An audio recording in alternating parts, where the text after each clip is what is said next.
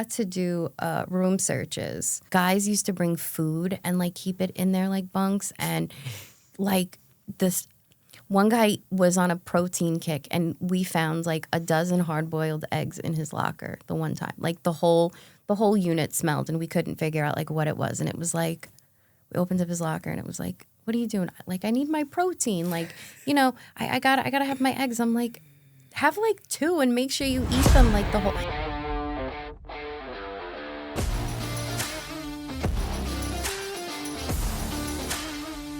Welcome back to another episode of Locked In. We have a unique guest on the show today, sharing a very unique point of view.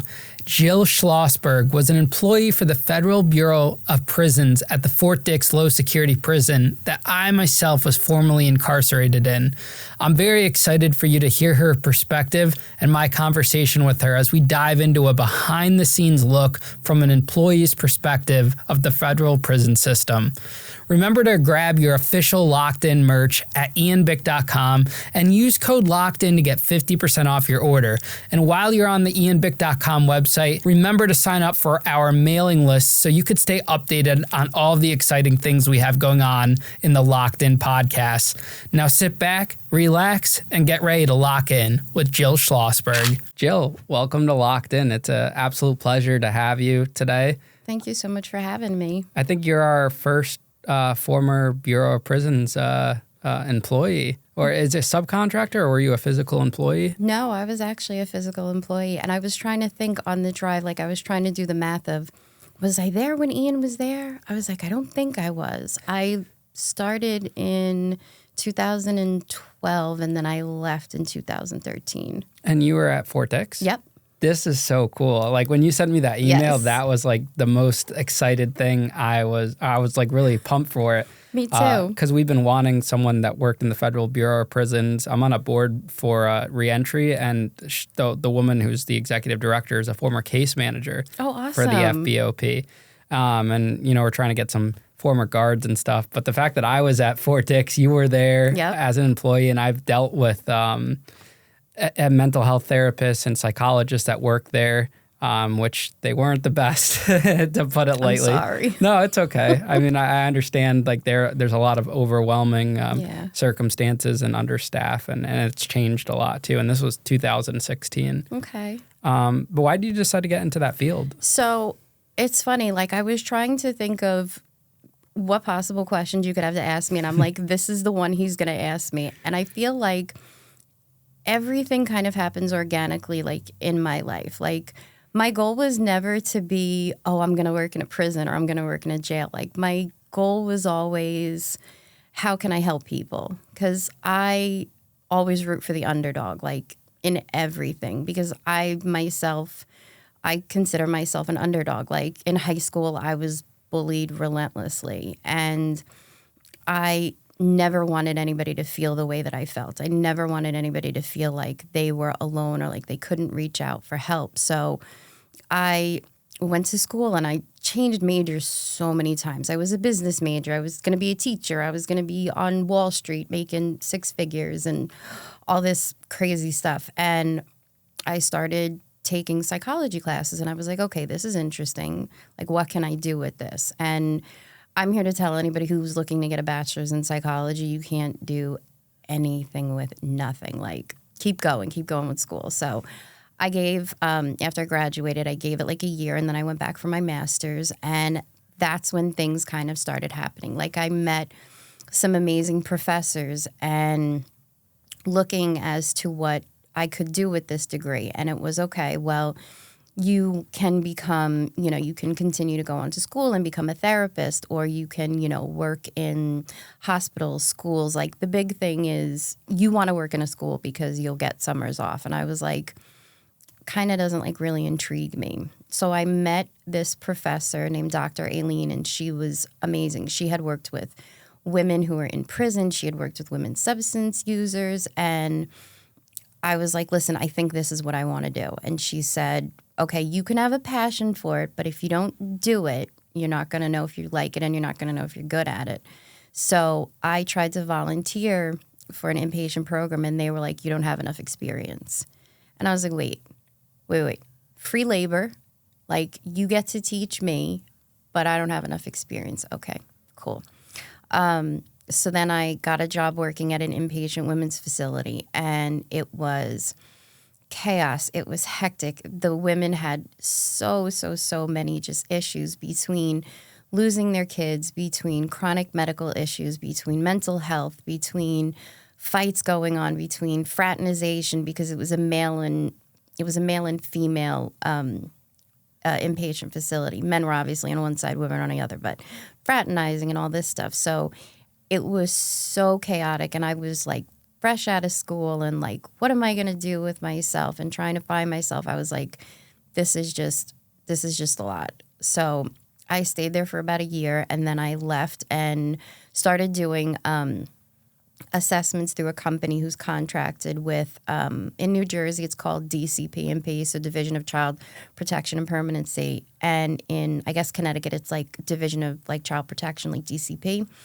I started doing assessments, and it was minimal client contact. I probably saw these people maybe like twice, max 3 times, and we did drug screens. And yes, I had to do drug screens on females, and some of those stories were just wild. Like, I just, it like, to think about it now is just like, I can't believe it, some of it. Like, I had a woman one time, because where we used to have to go to do, where we used to have to go to take the drug screens, there was like this little chair. So I was like trying to fill out the form, like get it done as quickly as possible. And she's standing over me with her pants dropped going, look, I don't have any drugs inside me. And I'm like, okay, that's cool. Like, I'm just here to take your drug screen, make sure it's monitored, and we can talk outside. Did that for like 3.5 years. And then the BOP opened up a position, and I was like, oh, this is going to be great, because in my mind, this was the step I needed to kind of go the federal way and like maybe do like FBI or DEA. And I'm like, okay, if I can get my foot in the door, then I'm golden. So I filled out like the paperwork, and the way they do it in the feds is when you have to answer, basically, I want to say, if I can remember, like 10 to 15 questions. And the way it works is you're either going to be qualified, disqualified, or best qualified. And the questions are wonky. They're repetitive. It's like for people who've taken like a law enforcement test, they're going to ask you the same question 4 different ways to see how you answer it. And lo and behold, I best qualified. And I was like, oh my God, this is crazy. So then I had to get a background check done, and they go back like 10 years. It's one step below like really high security clearance. Like, the only thing I didn't have to do was like a polygraph. So they interviewed like my landlord, my friends, the people I worked with. I almost didn't get the job, funny enough, because I had a credit card in collections, and they run your credit, and they're like, you need to get this squared away in like the next like week, because if you don't, we can't offer you the job. And I was like, holy shit. I was like, really, for like a $200 credit card? Okay. So I got that squared away, and, I was signed up. And from there, Fort Dix was interesting. It really was. Like, I met some interesting people. We had to do like on the job training like our first week, and we met everybody from Fort Dix, like all different departments. And one of the biggest things that stuck out for me, and it still sticks out for me, is I met an EMT, and he said 2 things. He was like, you're never going to have to worry about the inmates. He's like, you won't have to worry about them. He's like, you know why they're here. He's like, just, you're not going to have to worry. And then the second thing he said was, just remember, you are one mistake or one bad move away from where they all are. And that to me resonates with every client I've seen since then, every person that I worked with, especially those who get involved in like the legal system, who get incarcerated, because everybody has a story to tell. And if you judge somebody based on their paperwork, like their, pre-sentencing report, if you base them on, past criminal history, like, you're only judging them on a small piece of their life. Like, you don't know what happened before then. You don't know what's going to happen after. Like, hopefully they get out. it's just, that was like the biggest piece of information and like knowledge. It just stuck with me, and it will continue to stick with me. It's also very biased. Like when you see the pre-sentence report that the probation officer who wasn't even tied to that individual's case, like my pre-sentence officer wasn't the person that wrote that report. So he was a third party that just literally took what the government had to say, inputted it, and that kind of affected my whole entire stay too, because the case managers read that. Everyone reads that.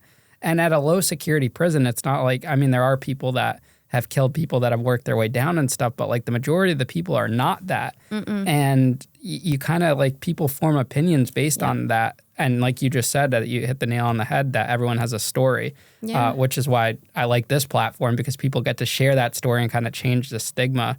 Definitely. Now, you were saying before you got to Fort Dix, you kind of had like a bottom of the barrel type of job. Do you think that kind of like a detours individuals who are passionate about their field to be maybe a little less passionate and not kind of give the care that they can? I think that, like in the therapeutic world, everybody's goal is to always do like private practice. Like, I want to work for myself. I want to have these like clients who pay like $300, a session. Like, I know I will never be extremely wealthy in my career trajectory, because I see how expensive therapy is for people. And like, I just, like, if you make $30,000 a year, how am I going to charge you $300 for a session? I think that there is such a need for really good therapy and longer stays, especially with people who are recovering from substance use and like, mental health issues. I remember when, so long ago, I was at the facility that I was at, and people could stay for a year. Like, they could be in treatment for a year, and you actually got to see this change, and you got to see the growth, and you got to see like just the amazing process happen, like when the light bulb moment happens, when they got it. And like now, people are fighting for like 14-day stays and 28-day stays and proving to insurances that this person is sick enough to need treatment. And I've seen it on both ends. Like, I've seen it from the care side, but I've also seen it from like the financial side, and having to like fight with insurances, or, oh, this patient's ready to go home. And it's like, okay, but they just completed detox. Like, how can you send them back home? Like, they need longer care. So I think it just kind of encompasses everything. Like, I would never want to deter somebody who's coming out of college to be like, don't do this. In fact, I would say try it. Just try everything. Like, I'm a huge proponent of try everything. You're interested in a job, try it, because you never know what you'll meet, who you'll meet, and you never know what opportunities you might you might not seek out unless you go for it. No, absolutely. So Fort Dix, I always describe it in my videos as like a college campus, was like my first impression of it. And people are like, how does it look like a college? How does it resemble that? Can you describe what you thought of Fort Dix and what exactly the Fort Dix prison is? So Fort Dix has two campuses. You have your west and your east. I'm trying to remember even what campus I was in. It was so long ago. Guys are really just kind of like hanging out all over the place. Like, you have your little pockets of people. Nobody was really like rowdy. Everybody just kind of like doing their own thing, feeling like each other out. But there is like, I could definitely see like a college campus, because there's a lot of like camaraderie, especially when people are housed together, or, they're like doing the same things. Like if they're working at the same job, or they're building like these different type of relationships, whether they're like, father son, or like brother to brother, or like best friend. So I can see that. And like, when I was there, I mean, they were allowed to have emails. They were like, commissary was crazy on the feds. Like, I laugh, like Nike guys could buy Nike sneakers, and they could buy like huge, like, I was laughing, like 12 packs of soda. Like, commissary day was great, because my office was like right out the window from where they would pick it up. And I'd see guys like running with just like 12 packs of sodas and like new sneakers. And I'm trying to think what else at that time. I think they could buy like maybe an iPod, or like they could get the G-Shock watches. so it was just like buying new boots and everything. So I could definitely see how it was described as like a college campus because, what else is going around? Like people just hanging out. Like what else is there to do? Like get to know people. And there's different buildings. It's huge. Yep. I think there's like 2,500 inmates on each side. Yep. And there's a lot of cats, like stray cats running around. I know someone who adopted 2 of them. Like an inmate adopted? No.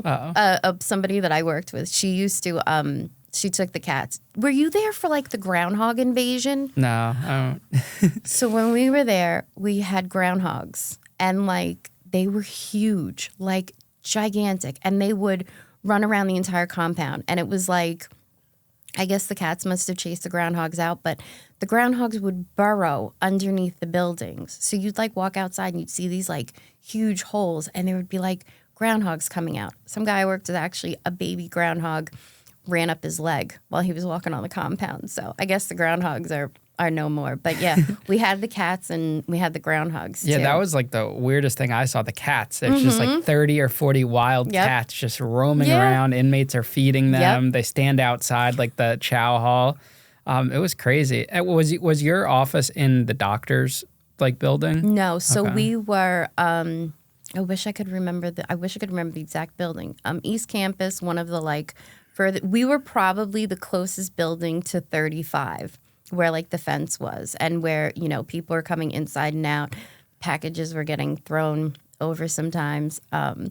But my office was literally, I was with, so the guys were in police barrack, not police barracks, they were in army barracks. And there were, I want to say like 6 men to a cell, maybe 4 or 6 men to a room. And what we had was they would be on like the right side of the building and there would be like a small corridor and then our offices would be to the left. So where the stairwell was the gap between where they slept and then the other side was where we would run like program and our offices would be. Oh, so were you in the RDAP building? Yes, I was in RDAP. Okay, so that must have been the west side because that right overlooks the commissary. Then that was it. On the west side, because east side commissary is a little bit different. I don't think it was there's no RDAP on east side, at least when I was there. I'm glad one of us remembers. I got it pictured. I tell the stories for a living, so I got to remember everything. Yep, I was a drug treatment specialist. Okay, interesting. Yeah. Very interesting. Yeah. So what was like a typical day like when you walk in? Are you going through the same security precautions? So it's funny, I still have my belt at home. I had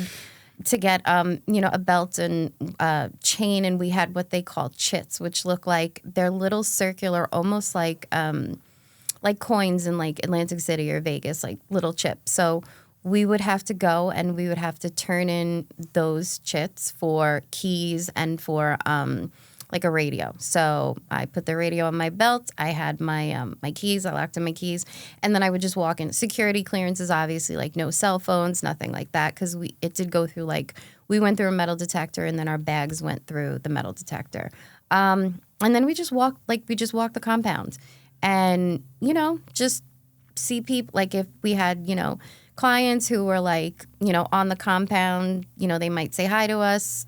We might say hi to them, but really it was just like a straight walk to the building. Like there was, like for me, there was never anything like catcalling. There was never anything like that. Like I just went to work and did my job and then got to the office and we'd start with like morning meeting and, so RDAP is what they call a modified therapeutic community.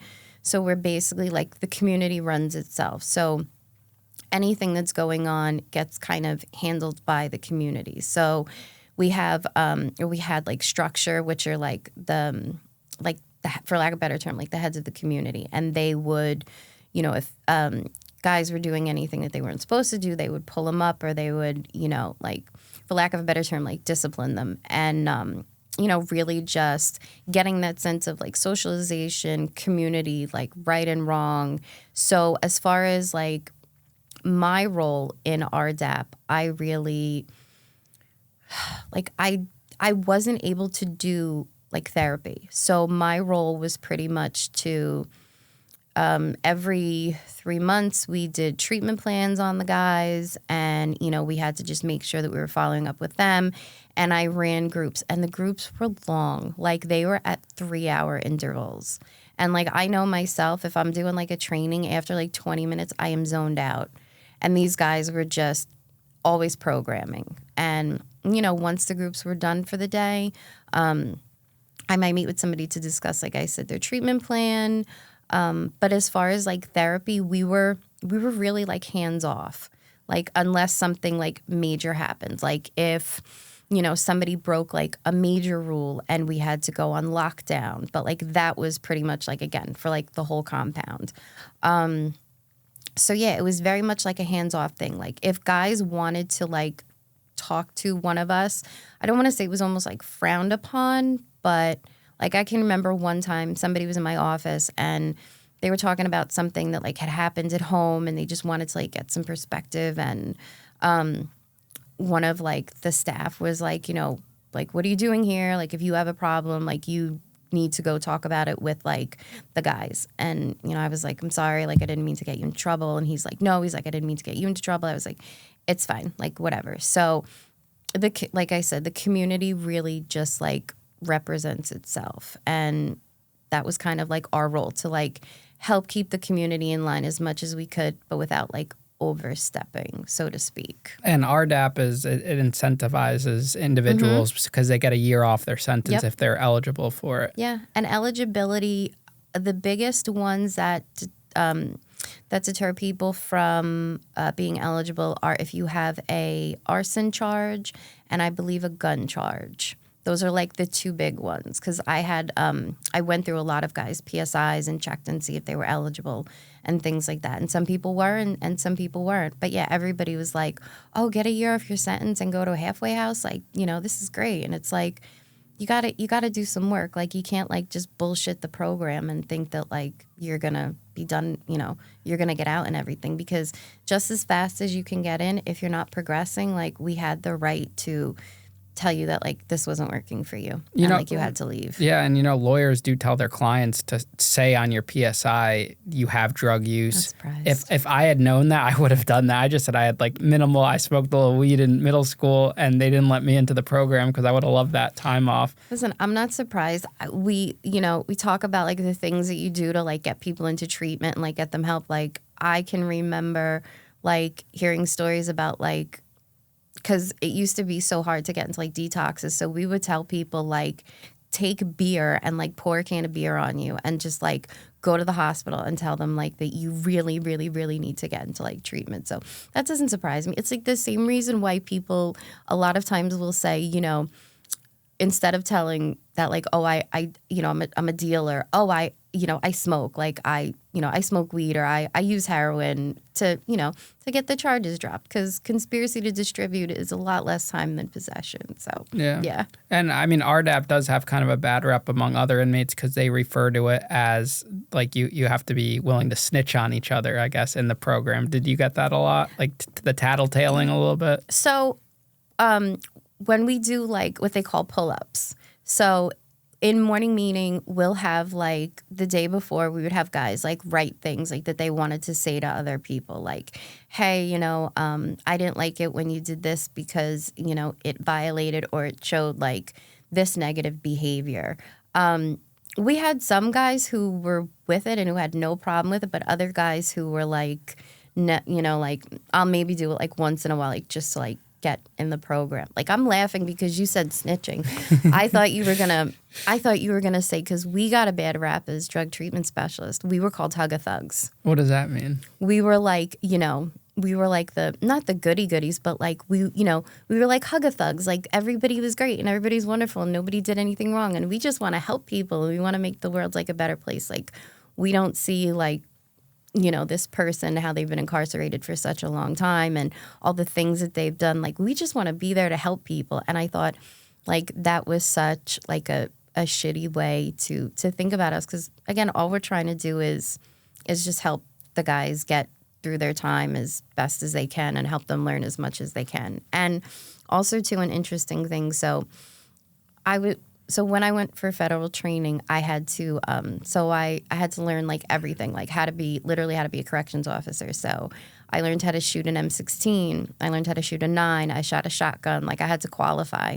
Learned to put handcuffs on people, all this stuff. But every other position at Fort Dix had to do a custody post at some point, whether you wanted to or not. Like it came your time during the year and it was like, okay, you gotta work this shift over there, whatever. We didn't have to. In our contract, we were not augmented. So as drug treatment specialists, we never had to worry about being like, oh, it's Jill's turn to work her custody post. No, I don't have to do that.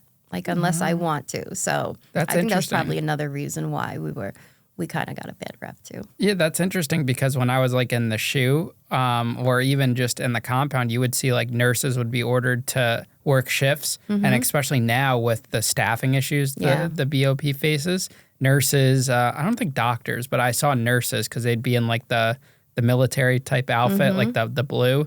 So they would be ordered. There would be other individuals that worked in admin and stuff. Yep. They would be walking the units. And from an inmate perspective, those were always the best times because they tended to not necessarily care. They would just sit in the office because they don't want to be there, but they're mandated to do it. Nope. And anytime there was a guard that was ordered to do overtime, they weren't causing any trouble for inmates. They were just sitting there. So that was our time to shine. I don't blame you. When the cats are away, the mice will play. Yep. What do you think was the most surprising thing from an outsider or civilian's perspective on Fort Dix and the prison system? I think that, that was kind of like my start of really learning how like broken the system is. Like being an outsider looking in and like just hearing, like there's so many things that are needed. Like you can't expect somebody who's done 20, 30, 40 years in jail to have it all together and then just like send the person on their way. Like I wish there was more schooling done. I wish there were more like, because at Fort Dix, the only like real job you could have that made money was like Unicor. So, you're making stuff for other prisons, you're building furniture, things like that. But like once you leave, they're like, what are you going home to? Or, maybe get a job in the kitchen. Like I know you worked in the kitchen. Yeah, the bakery. Yes. That didn't end well for me. But it's like, what do you like?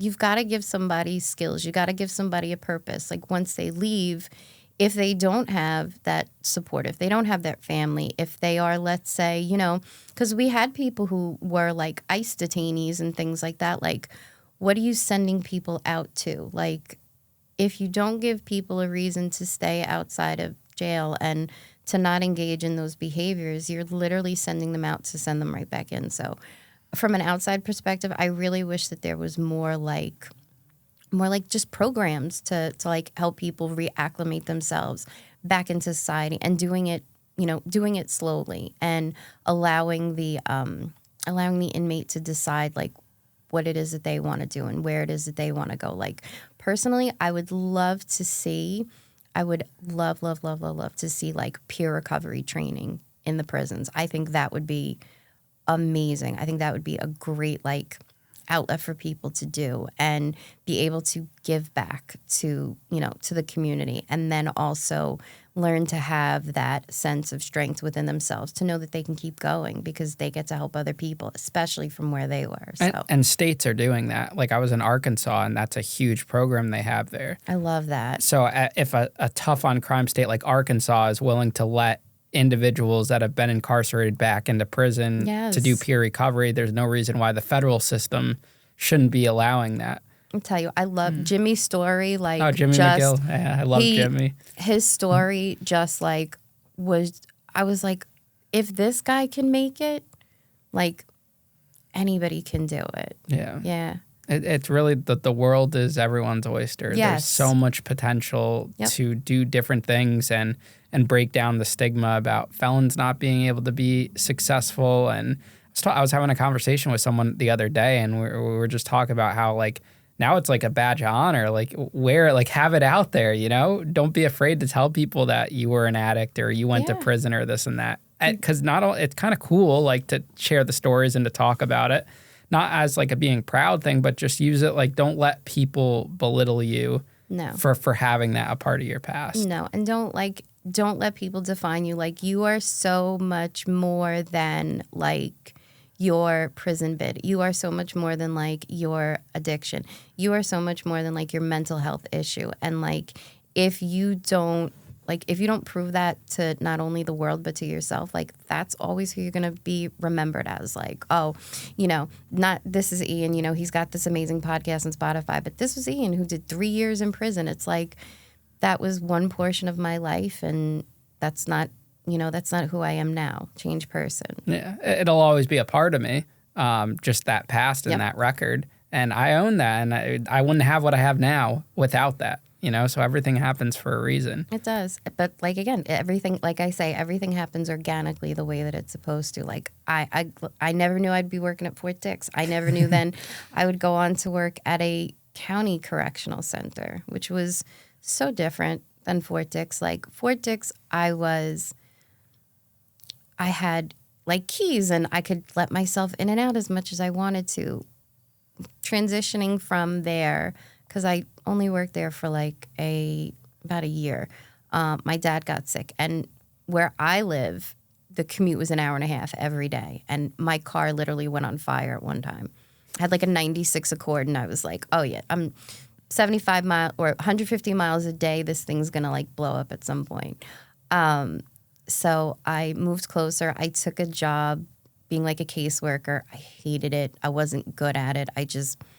And then a position to open up at the county through a substance use treatment program they had implemented into Hudson County Jail. And I signed up and I got the position. And that's where I don't want to say I felt what it was like more to be an inmate, because I've never been incarcerated, so I don't know. But I used to have to ask, can you let me in? Can you let me out? Can you open the door so I can use the bathroom? Like, all of those things that we take for granted, like those little bit of freedoms because we are civilians, that was when it really like hit me. And that was when I learned too, even more, how broken like the system is. Absolutely. Yep. Do you think that the federal prison system gave you the resources to do your job correctly and efficiently? I think so. Like, I learned that, that people are going to be who they are, but if you don't allow them to be and see them as genuinely if you don't allow them to be human, then you're doing yourself like such a disservice. Like that pinnacle moment when the guy said to me, like, you're one bad move or one mistake away from being where they are, and not seeing that at the forefront when I met everyone. And because I live in Hudson County, I saw people that I knew. Like, my first day on the tier, I saw my friend's brother, and I was like, oh shit, like, I can't be out here. Like, if he's out here, like, I know that that's not like a good thing. That's like a breach of security or whatever. So I couldn't be on the tier with him. But I think it gave me like a sense of like more of a sense of purpose. Like, I think that, like I said to you, I will always fight for the underdog. And that's a population that really needs more resources, like not only while they're inside, but also when they're outside. So, like, reentry is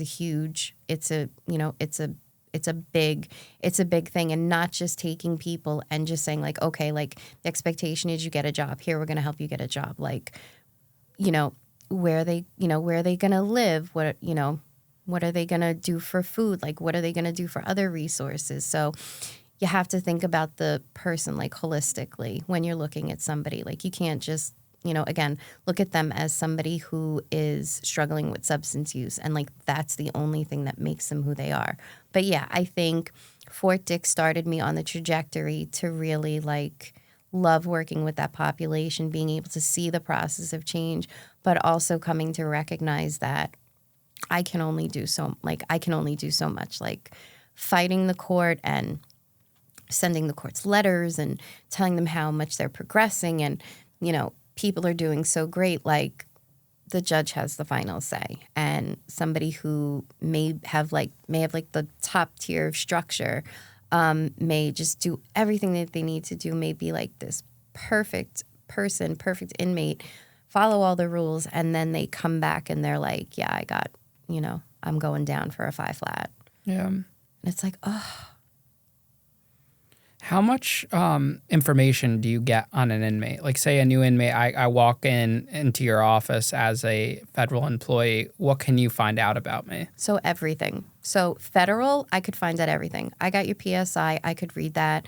I had access to how much cash you had in your commissary, on your phone. I had access to your phone calls. Like, I could tap in and listen, which I did occasionally. There was nothing crazy.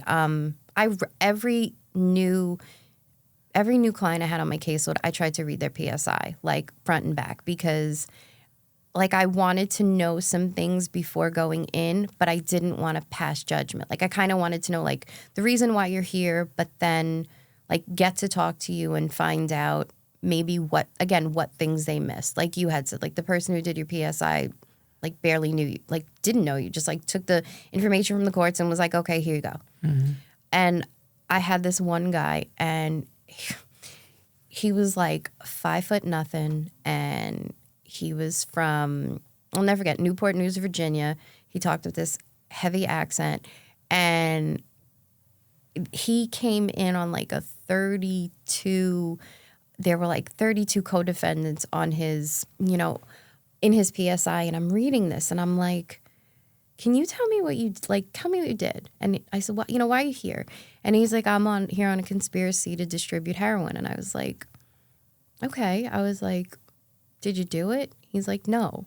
I said, okay. So, well, everybody says no. Like, did you do it? He said, Jill, he said, if you read my charges, he said, I got caught on a wiretap. He's like, that's why I'm here. He said, if you read, like, if you continue to read it, he was like, I played such a small, and he did. He was like, the PSI was like maybe like 60, 70 pages.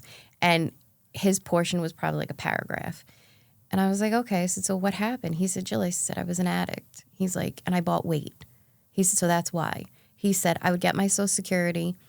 He's like, I lived with family. And he was like, oh God, he was like maybe 50s, 60s. And he said, I got my Social Security and I would call up my dealer. He said, I bought heroin. He's like, and I would buy weight. He said, that's how they got me. He's like, that's literally how I got caught up in this. He said, he's like, look at me. He's like, look at, like, I'm this tall guy. He used to like shuffle around. Like, he's like, I'm not moving fast. So he goes, I used. And because they got me on wiretap, buying so much, he was like, there's no way that this person is like using this. He's like, but I did. He's like I said, I get my Social Security at the beginning of the month. I'd buy what I needed for as long as I could, and that was it. And he was there for like 5 years. Wow. From a mental health standpoint, how do you feel about the prison system taking away inmates' first names, where it's just referred to, like an inmate's referred to as their last name? I mean, what's like the psychology behind that? For me, like, I would never call you, hey, Bick. Like, I would probably call you Mr. Bick, or I'd call you Ian. Like, I think that for me, it's always a sign of respect. Like, I don't even know what the psychology is behind that. I don't know if it's to like demean people. I don't know if it's to, like, you think about like the military, and people in the military are usually called by their last names. I don't know what the psychology is behind that. Like, but I know for myself, like, I would never call someone like just their last name. Like, I don't know if I'd want to be called, hey, Schlossberg. Hey, Schlossberg, what are you doing over there? I feel like it's almost like demeaning and like demoralizing to a certain extent. Like, if you're going to call me by my last name, then like put like Miss Schlossberg, or for you, like Mr. Bick. Like, it denotes that, again, like, you're a human being. Like, you're not just last name. Like, what happened to my first name? So I don't know. I don't know.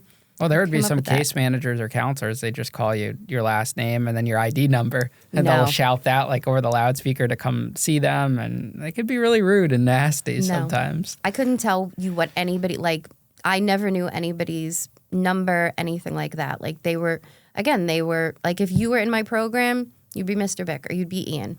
Hey, Ian, can I talk to you? Hey, Ian, there's something that you need to fill out. Like, I don't know. Yeah. It's just, again, I think that a lot of things that you take away from people, like what is the reasoning behind it? Like, does it really rehabilitate them? Or does it cause them to become more agitated, more violent? Like, I can tell you, like, I can tell you a funny story. So I was amazed at the stuff inmates could do with food. Like, I literally wanted a recipe on how somebody made fried rice with a microwave. Like, incredible. It smelled like I would be walking down the stairs going, like, who's cooking? What are they doing with a microwave? Or a honey bun. Like, just crazy, crazy, crazy stuff. So the guys used to have ice makers because they couldn't, you can't just go to the chow hall and get ice when you want it. So they had this huge ice maker in their, in our area. And one time, one of the staff members went and used their ice maker. And the guys it was bananas. And she couldn't understand why they got so upset. And I'm like, listen, I get it. It's ice. It's just ice. Like 25 pounds pumps out every 10 minutes, but it's theirs. Like, we can go take our keys and walk out of the gate and go to, I don't even remember what the closest, probably a Wawa. We can go to Wawa and we can get ice for ourselves. Like, this is theirs. Like, this is the one thing, like, oh, hey, I can get ice whenever I want it. Like, you don't need to take their stuff. Like, they get so few privileges and things like that. Why do it? Like, it's yours. Like, I'm not gonna take it from you. Like, there's been enough stuff taken from you while you're here. Yeah. So, did you ever have the food in the chow hall at all? So we went to see the chow hall. No, I never did. Because again, I always felt it was like a sign of respect. Like, this is your, this is your place. Like, I'm not going to intervene. And then also too, like, I feel that it puts people on a different, level. Like, I never wanted anybody to see me as better than, but I never wanted anybody to get confused with oh, we can ask her for favors, or we can, if we wanted to, we could easily manipulate her. So, was there ever a time you felt in danger working there? No. So not at the federal level. The guys were just, I don't know. They were just no, I never felt disrespected. I never felt like I needed to fear for my life, like somebody was going to put hands on me. At the county, though, I had an interesting encounter. So because our guys' program, they were in a different mod. So they would sleep, the way it was set up is there were bunks behind this little wall, and then there would be tables and chairs where we would run group, and then there would be these stainless steel tables, and then they had a rec yard, which was probably no bigger than the studio. And there was a gate, so there was fresh air coming through, and there was one not push up bar, but there was just one bench where guys would try to okay, wait, use the bench to weight lift or whatever. And I my first or second week of working there, I walked in there because I was looking for somebody.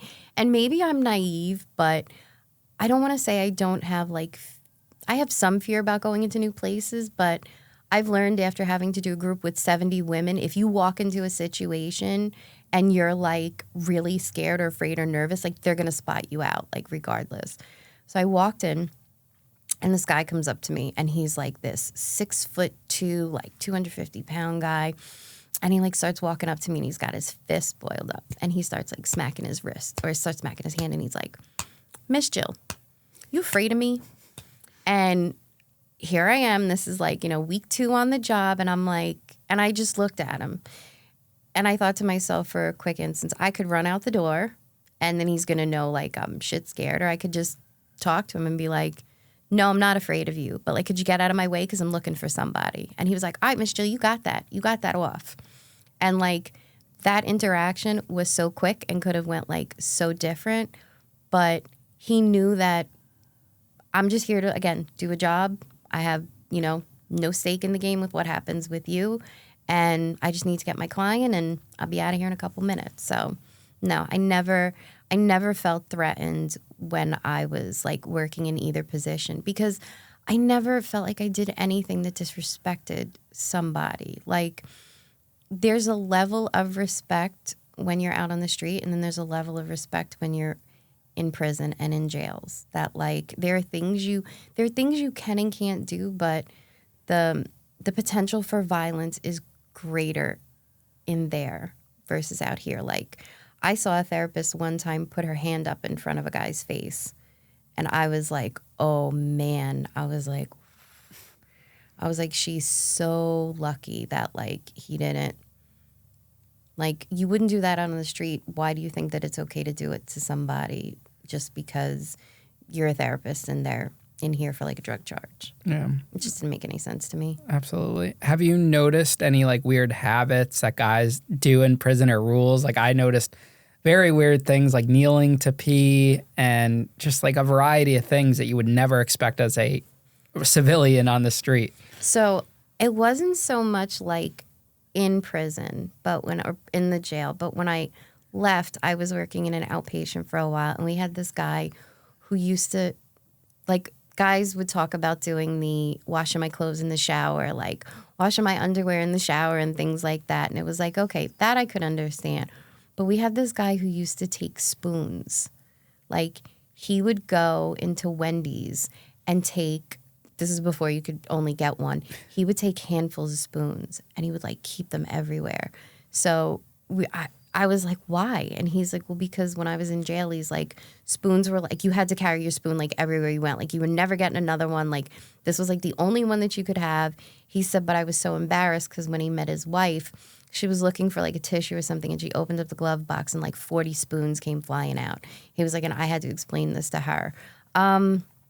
No, like guys, no, probably because there was, I don't know, like, no habits that like I can really like think of. Probably because it wasn't like that close quarters. Like for somebody who was in there with them, you could probably, say like 100 ones, like knocking on the table. Like never saw guys do that. Nothing like that. Do you find it interesting when you watch our show and it kind of relates to what you worked at? You kind of see it on like the other end of the spectrum. Like gives you a good perspective. I do, and I think that it gives me the hope that everybody who comes out of jails and prisons and institutions can see that there is a light at the end of the tunnel. Like things just don't have to stop there. Like it's so funny too, like how I found your show. Like my brother and I, we were driving home from like Quick Check, and he's like, you know who Ian Bick is? And I was like, no. I was like, who that? And he's like, he's got a podcast you got to listen to, because he knows that like I love things about second chances. That's like, like I said, I always root for the underdog. And he was like, you got to listen to him. And I was like, okay. So he was like, just pick one. He's like, just listen. And I'm like, so I listened to one and I was like, oh, this is really good. So then like I just was steamrolling through the episodes, and I would tell him, I was like, did you hear that one about, did you listen to the one about, did you listen to Chicky? And he's like, no, who's that? And I'm like, you got to listen to that episode. I was like, he's great. And I was like, did you listen to the one with Chad Marks? And he's like, no, who's that? And I'm like, you got to listen to that one. And I bought his book, and I'm like halfway through it, and his book is great. Like all these redemption stories like that you get to hear, because once the guys were gone, unless they wrote you like letters, and I did get a few letters to find like how some people were doing, but like that's kind of it. Like you never want them to come back, but it's always something that runs a potential to happen. So it's so amazing to see and hear a platform where like you get to hear the good stuff. Like you get to listen to what happens when people are really able to overcome adversity and able to overcome the trauma that they've experienced. And like whether or not people are ever willing to admit it, because rehabilitation and correctional centers, like there is so much trauma that happens when you get incarcerated. Like, it's just, and I don't think people recognize that. I think that people look at, okay, well, like, you did your time and then you get out and like, that's it. Like, everything's supposed to be like, okay, but like, what were the things that you experienced? What were the things that you saw? Like, people who are in like pens and in highs and things like that, like watching people get murdered or stabbed, or even watching people get beat up, or, being extorted like yourself, and just like everything like you have to go through, and like listening to like, when Dylan was on the show and how he was, he was raped while he was in prison, like, and then, you come out and you're expected to like, everything's fine. Like, you did your time and like, that's it. But it is really traumatizing to come out of those places. And then, like I said, the expectation is you're fine. You did your time. Like, you're good. Like, you did what we asked for. Here you go. You'll be okay. But like, I love on your show, because like a lot of times you'll ask people, did you get mental health treatment for that? Like, did you talk to a counselor? Did you, speak to anybody who can help you? Like, did you talk to your family? Nope. And like the majority of the people on the show are just like, no, I didn't. And like, where does that go? Like, where does all that trauma go? Does it get put to good use? Does it get stuffed down as far as it possibly can in like a deep, dark place so nobody sees it, but then has the potential to rear its ugly head at some point? Like, I don't know. Yeah, I mean, men in prison frown upon like going to talk to someone for help. Like, if you went to the medical building, you kind of gotta, I would see guys like lie and say, yeah, I just went to see the doctor, but really they're going to see like the therapist or the psychologist. And there's just that stigma. And I kind of had that stigma too, until I got out and I did court ordered therapy for a year, and that was great. And I never went back to it because it took a while to open up to that woman she was in like her 80s, and she gave me a different perspective of life. And then when she left, she retired, I got stuck with a guy who it just wasn't the same vibe, and I never really went back. And now I'm lucky to have this, because this is like, you could talk open and freely, which is what I would get with someone else. Yep. And I'm comfortable in this setting because I kind of have like the control over it. But it could be intimidating to people too, especially with the court-ordered ones where, you're kind of forced to be there, and then you don't know if that other person's having an opinion of you and they have that information on you. It's difficult to navigate, I think, especially for a man. Yeah, and especially like it's so funny. Like, I guess I'm like a glutton for punishment. Like, I loved working with like mandated clients, because those were the ones who were the most challenging, but those were also the ones who were the most rewarding. Like, it took a while, like it took a long time with some of them, but like once you gain that trust, like there was something to be said. And, I like, it's so funny because who I am is always who I am. Like, the therapist is still this person. Like, I don't know how to do that. So Ian, how does that make you feel? Let's talk about it. Like, my voice doesn't change. Like, this is who I am all the time. And for some people, it's great. For other people, they're like, oh, like, she's not that professional. But I do. I enjoy working with the clients who, like, I don't want to say that they don't have trust, but that it takes a while, because the rapport is a lot better. Like, once you have it, because once you've gained somebody's trust, they really open up to you, and then they really start to do the work on themselves. You ever watch Sopranos? Oh God, I'm gonna get so many judgments on this. Okay, so I've watched a couple episodes. I've never finished the whole season, the series. Just like I've never finished The Wire. Go ahead. Feel free to pass judgment. Go ahead. I'm watching it now, and you literally, when you did that impression, you sounded like the therapist or the Lorraine Bracco. The psychologist on it. When you did that voice, that was really spot on.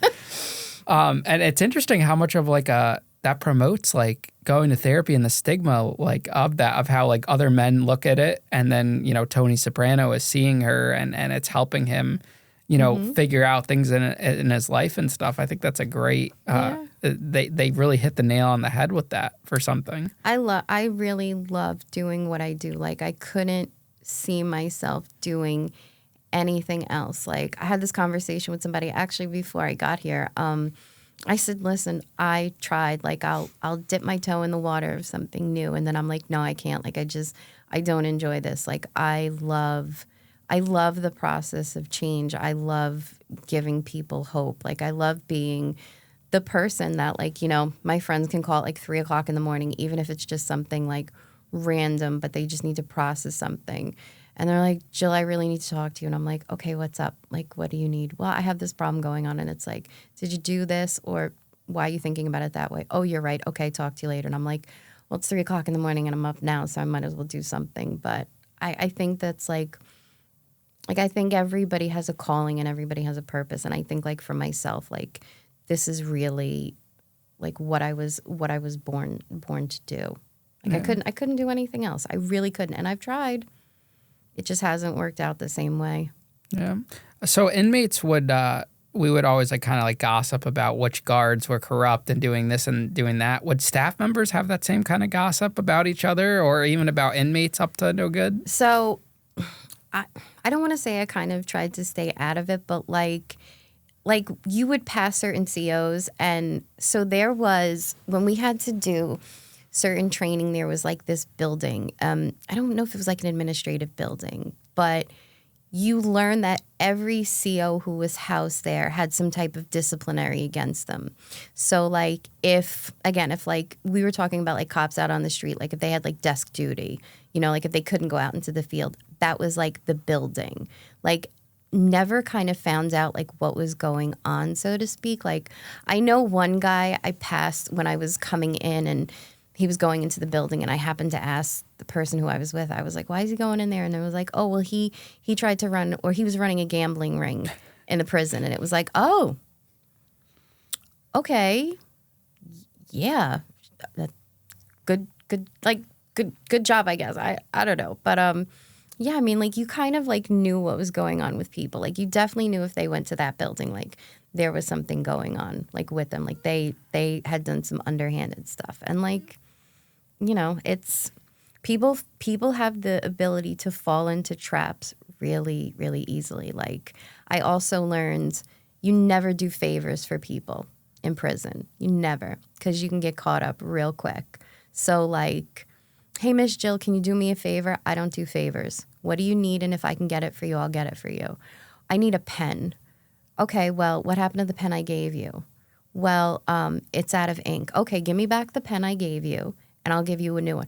No, it still has a little bit more ink. Okay, no problem. All right, well, let me know when it does, and I'll give you, like, something as simple as that. Or if, like, I always look at, like, the potential for, like, people seeking other people because they have the potential to be vulnerable and getting, like tripped up for that. Like, and again, it really it happens so easily. And even in like the clinical world, like I've seen therapists who do things that are, you know, have gotten their license taken away. Like you can't date clients. In the prison system, you can't date inmates. Like that's why they have PREA. That's why they have the the Prison Rape Elimination Act. Like these are things put into place to keep people safe, you and the other person. So like, but that happens rampantly. Like there's we would hear a lot of stories from female staff sleeping with male inmates, and then there would be the male inmate in investigation for months in the SHU because it spreads quickly. I know I was reading that news article about the woman CO. I think she worked for the feds in New York.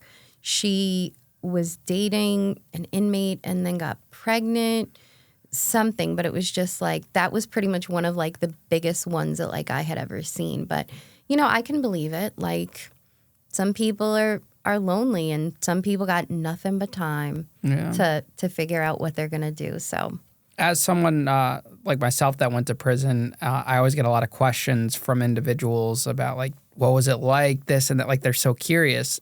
Did you get that from friends and family when they found out you were working in a prison? I think the biggest question I got was why? Like, why are you doing this? You know, it was more so like coming home and being like, how's your day? Is everything okay? Like, you know, what's it like to be, you know, what's it like to work like in the in the feds? Like, what's it like to work for the BOP? You know, are you thinking about like leaving? Are you going to, you know, change positions? So, and I think too, a lot of it was like safety and security was, you know, like, did anybody bother you today? Did anybody say anything to you today? You know, are you okay? And like I said, I may be naive, but I never felt like I had to worry. My biggest thing was if I treat you with respect, and I know that I'm treating you with respect and it's genuine, like, we're not gonna have a problem. But I think to answer your question, the biggest thing was like just safety and security. Because there would be times that, you know, I didn't always have anybody to walk with. Like if I came in early or if I came in late or if I left early, like I'd walk the compound by myself. And, you know, at any given time when guys are making movement, there's, like you said, like 2,500 guys on the, you know, on the compound, unless they're, you know, in like religious services or, you know, they're in the shoe. So I never like, I like I said, I kept my head held high and just kept walking, and that was it. What was some lingo you've learned from working in a prison? Oh my God. The biggest phrase, but I think everybody uses it. Like, it is what it is. I learned what, and if I hope I get the terminology correct, I learned what like Fifi is. Yeah. I learned that. How'd you learn what a Fifi was? So, true. This is gonna be funny. Was not when I was in the jail. I had a friend who had been incarcerated, and this was in college, and somehow we got on the subject of that, and he was like, "Oh yeah," he's like, "It's Fifi," and I was like, "What the hell is Fifi?" And when he explained it to me, I was like, "Oh, okay, that makes sense. You got to handle your business sometimes." So that made sense. You know, that made sense to me. Like as far as lingo, like I'm trying to think. No. Like nothing that really is like coming to mind. What are some strange things you've witnessed in prison? A guy broke his leg jumping out the second floor window to get chicken. Chicken? Isn't there like wired fence on the windows? I don't know how he did it or where he fell from, but fell from the second floor window to get to the chow hall to get chicken. Like you could tell when it was chicken day. I think they used to get their, I don't know, I want to say maybe like KFC or someplace, but they never cooked it there. They got it like brought in, and you would see guys running on the compound, just running. Chicken day is sacred. It was every Thursday, and for holidays they would give you the fried chicken. See? Yep, and it was a big piece, and we would smuggle it outside. Get out of here. In the Keefy coffee bag. So I would always, my roommates, cellmates would say, here's some bags, because they were like, you won't get stopped by the guards, because they'd always have like 6 guards outside the chow hall patting down. Yeah. They were like, you look like a chomo, so you won't get patted down. So I would be walking, everyone would give me their chicken, I would line it in my belt under my khakis, because you had to be dressed in the khakis. I can't. And I'd have like 6 or 7 birds in my pants walking past the guards, and everyone else was getting pulled over and stopped and searched. It was the funniest thing. You getting extorted for chicken. Yeah, I mean, it really is sacred to bring it back and freshen it up. I had one cellmate that would like put nice onions on it, yes, and you would chop it up for the fried rice, and that's so cool. I mean, that's what you did, you know. You improve the meal, you make it special, and then you'd have a whole feast and whatnot. We had necessity is the mother of invention. Yeah. We got to do room searches. So finding some interesting things in room searches, like we found like a shank somebody made. We found what would possibly be classed. So the biggest thing was like we never wanted the guys to like disrespect women. So we would like open their lockers and there would be like naked pictures of women, and it was like, really guys, like there's like 5 women and 1 guy who worked with us. Like, take it down. Some guys used to bring food and like keep it in their like bunks, and like this one guy was on a protein kick, and we found like a dozen hard-boiled eggs in his locker the one time. Like the whole unit smelled, and we couldn't figure out like what it was. And it was like we opened up his locker, and it was like, "What are you doing?" Like, "I need my protein. Like, you know, I gotta have my eggs." I'm like, "Have like 2 and make sure you eat them." Like the whole, it was yeah, that was probably like one of like the weirdest things like to see. But Yeah, I would have bunk mates that were convinced that if they put it in the Tupperware, it was safe for however long. I'm like, what are you doing? And then when I got out of prison, I had a roommate. He would just put the leftover food in the microwave. Like it would just preserve, like he would make a meal and he would just stick it in a bin and leave it in the microwave on a plate or whatever. Like that would preserve the food. Keeps it fresh. Yeah, I don't know where this ideology comes from, but if it's in a Tupperware, if it's in a microwave. Perfect. Yeah. It'll stay. It's like Twinkies, right? Twinkies will last the test of time. So that like chicken that you made like 2 weeks ago is still good because it's in the microwave on the plate. At the camp, it was on the bottom floor and the windows would open like halfway when there's no screen on the window. So we would hang out the net laundry bag with all of our condiments, our milk we would take, or anything that would be like our refrigerator, because it was in Wisconsin. It was in the winter and it was always cold. So we got creative that way. Yeah, I'm telling you, if people who did time in prison utilize their skills that they, because literally you have nothing and you have to create everything, like we talk about, right? Like the commissary, like who thinks of using a microwave to make fried rice? Like not me. I go to the Asian spot and get my fried rice. But like you always think about those things, like taking all that information, all that like knowledge, and then just transposing it onto something amazing that you could do on the outside. And I feel like that's what your platform does for people. Like it lets them take their creative ideas and the tools that they have and then be able to, harness their skills and harness their creativity, do what they have to do, and then like present it to you for what they're doing. So it's pretty amazing. Thank you. Now, a lot of inmates watch a show that were formerly incarcerated. I even get some messages of people that are in prison on contraband phones that listen to it or watch. What's something you want to like a direct message you want to get out to them that could have made your job easier when you were working there, or just, in regards to prison staff in general? What's something that they should know? I think that, like, hopefully you're going to get out. Like, just make the time as meaningful as possible and don't make your bed hard. Like, don't make it harder on yourself. Just do what you have to do, for lack of a better term, to survive and get home to the people who love you. Get home so you can be on this podcast. Like, just do what you got to do and believe that you are you're really just more than what is in your PSI. Like, just know that there are people out there, like, if anybody else doesn't tell you, like, I'm proud of you. Like, I'm proud of you for surviving and for coming home. So, do you think men should seek, or even women seek, mental health therapy after prison, getting out? I definitely do. Like, I find that women are so much easier to engage in therapy because we are way more emotional and men are just way more logical. Like, that's how it is. So men can kind of like justify why they do the things they do and just very logical. Like, I don't need this. Like, I'll be fine.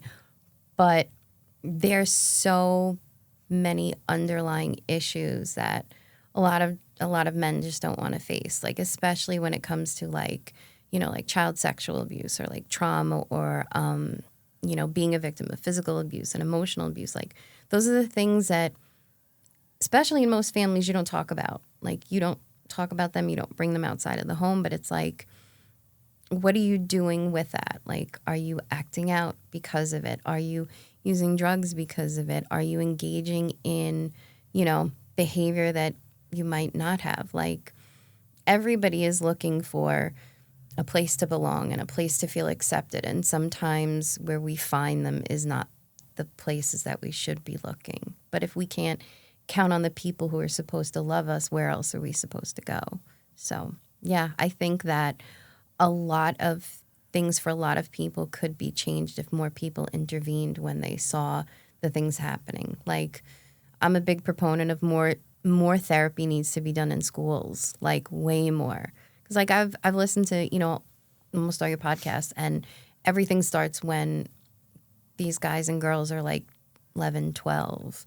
Like, what do you, like, are we not talking to anybody? Do we not have like a counselor? Is it not, it's such a big school, you've dropped out, or there's nobody you can talk to, like, or somebody who kind of notices something about you that might look a little off, and just say, hey, what's going on? Like, is everything okay? Like, are you okay? You look kind of sad. Like, I had somebody say to me yesterday, like, they're like, why are you so kind to me? I'm like, because it takes 5 minutes to just, or it takes nothing to ask somebody if they're okay. And when I say it and people laugh at me, they're like, do you really even mean it? I'm like, I do.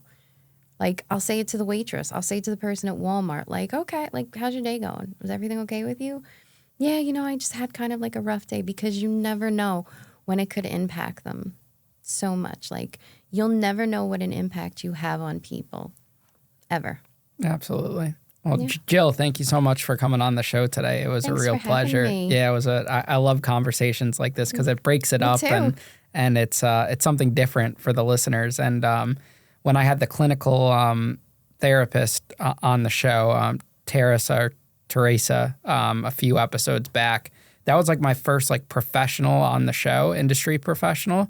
And it was cool to see the feedback. People really enjoyed her interview. I'm looking forward to the feedback, but if you have to judge me, please judge me on the fact that I haven't finished The Sopranos. It's fine. Or The Wire. It's fine. I get judgment from family on that too. So. I don't think anyone's going to give you a hard time. No, you did amazing.